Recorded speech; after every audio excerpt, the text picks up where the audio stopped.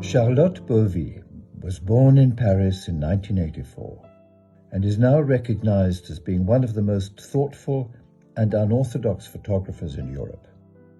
With a background in literature and theatre and a short spell as an actress, she spent many years creating the set designs of Karl Lagerfeld's photo shoots and those of the prominent fashion photographers Jean-Baptiste Mondino and Mario Testino. The versatility of her interests and experience has endowed her with the poetic sensibility that underpins her photographic aesthetic.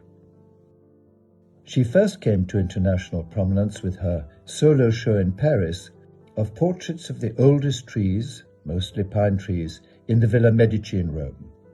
They had been planted in the early 1800s by the artist Ingres, who had taken up residency there in 1806. It was this experience for Charlotte, this exposure to a poignant recollection of art history, that ignited her interest in and awareness of the romantic symbolism of ancient trees. From then on, she became fascinated by the relevance of us today of what has been left to us from the past. Ruins, old family photographs, some of which are included in this exhibition, objects that were part of the lives of our forefathers and that we, in our turn, can grow old with. All these evocative traces of past lives became her themes. The exhibition includes photographs of some trees with a very specific recorded history. Lettre du premier empereur Napoléon, the Emperor Beech, was planted in honor of Napoleon's visit to Quinquerville in 1811. Lettre pourpre dit de Chateaubriand, Chateaubriand's copper beech, was planted in 1770 in the garden of the Fervaques Château, which was acquired by Delphine de Custine, Marquise de Sabran, in 1803.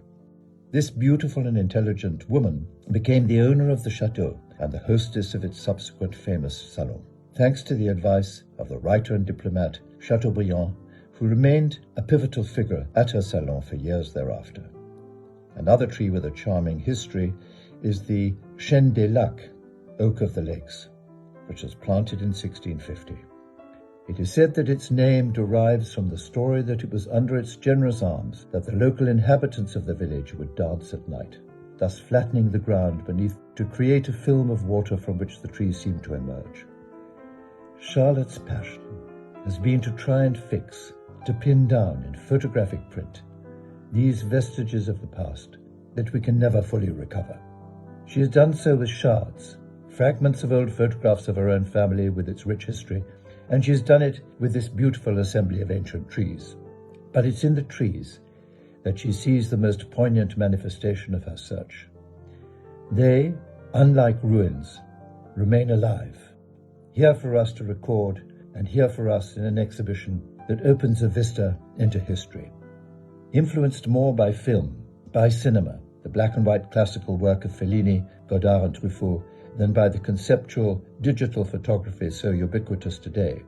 Her mission is not so much to produce beautiful images, beautiful as they are in this exhibition and elsewhere, as to project an atmosphere, create an evocative narrative in grainy film that preserves the past and propels it for us into the avenue of the future.